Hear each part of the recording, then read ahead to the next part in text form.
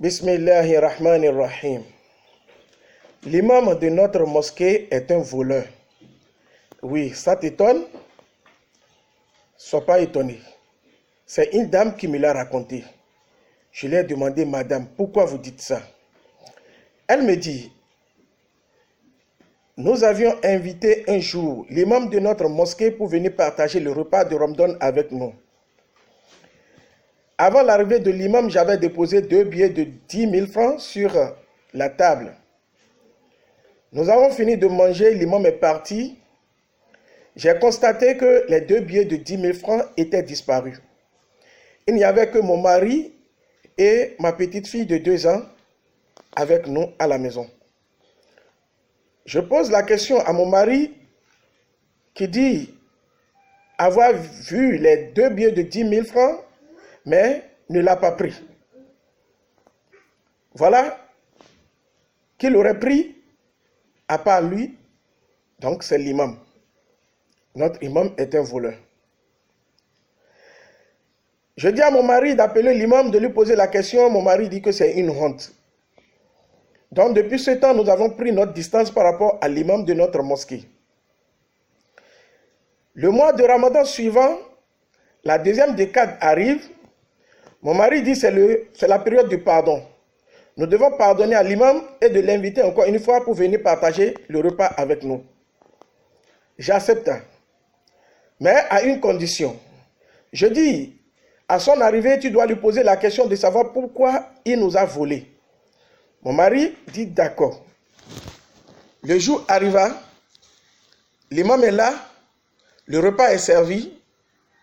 Mon mari dit, cher imam, avant de partager le repas, vous avez constaté que depuis un certain temps, nous avions pris notre distance par rapport à vous. L'imam dit oui. Il dit la seule raison était que la dernière fois quand vous étiez arrivé, nous avions laissé 2 billets de 10 000 francs sur notre table et après votre départ, nous avons constaté que les 2 billets étaient disparus. Et nous vous avions soupçonné que vous les avez volés. Si ce n'est pas ça, que Dieu nous pardonne parce que nous avons essayé de vous pardonner. Nous voulons comprendre pourquoi vous l'avez fait. L'imam dit oui, effectivement, j'avais ramassé les 2 billets de 10 000 francs qui étaient là. Et l'imam a baissé la tête. Quelques secondes plus tard, il relève sa tête. Il remet à la tête, les yeux étaient rougis et il coulait des larmes. Mais on dit, mais qu'est-ce qui se passe? L'imam dit, je n'ai pas volé votre argent, mais je pleure juste parce que vous avez le Coran dans votre maison, posé sur le buffet, votre bibliothèque. Depuis 365 jours, vous n'avez pas eu le temps de l'ouvrir, de lire un peu, même la première page. C'est ça ma tristesse. C'est pourquoi je coule des larmes. Parce que le jour où j'étais là, j'avais vu les 2 billets de 10 000 francs que le brasseur avait soulevé. Je me suis dit que ça pouvait s'atterrir sous les fauteuils et vous allez avoir du tort pour les retrouver. Voilà pourquoi je les ai déposés dans la première page du noble livre d'Allah, le Coran. Pensant que quand vous allez l'ouvrir, vous allez voir ces billets de 10 000 francs. Je suis vraiment très écœuré de savoir que 365 jours, vous les avez passés sans lire le livre d'Allah. Mes frères et sœurs dans la foi, combien de nous avons le Coran dans notre chambre, dans notre maison, et nous ne l'avons jamais ouvert.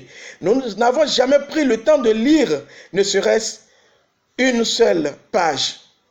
Pourtant, le bon croyant qui a le Coran dans sa chambre doit le lire au moins une page par jour. Pendant ce mois de Ramadan, doit lire au moins 10 pages par jour afin de pouvoir lire le Coran tout entier pendant le mois de Ramadan.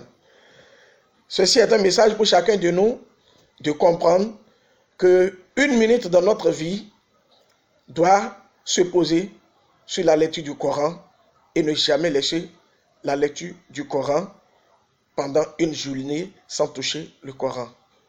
Partagez ce message et Inch'Allah, ça apportera de l'aide à tous ceux qui ont appris le Coran et l'ont abandonné. Wassalamu alaikum wa rahmatullahi wa wa barakatuh.